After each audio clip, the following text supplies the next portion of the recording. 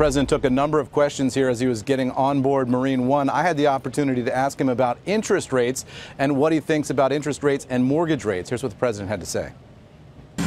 Well, I like to see low interest rates. The Fed is doing what they think is necessary, but I don't like what they're doing because we have inflation really checked and we have a lot of good things happening. So I will say this, we're normalizing money and that's good.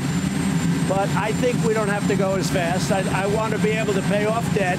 Also, and very importantly, I think that the numbers that we're producing are record-setting. I don't want to slow it down even a little bit, especially when you don't have the problem of inflation and you don't see that inflation coming back. Now, at some point it will, and you go up. I just don't think it's necessary to go as fast. I have not spoken to him about it. No, I like to stay uninvolved with that. I have not spoken. How are you?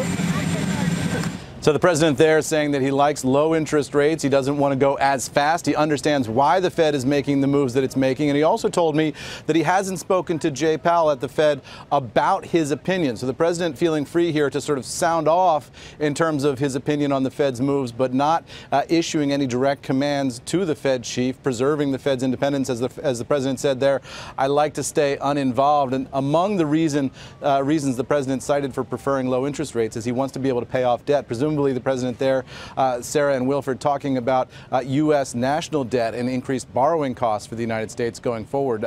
We'll see if he has any further comments on that when he comes back to the White House later on today. The president's heading to Iowa for a campaign-style event this evening, guys. Back over to you. It sounds like, though, Eamon, he's sort of tamped down the rhetoric a little bit in criticism of the Fed, what I just heard from him.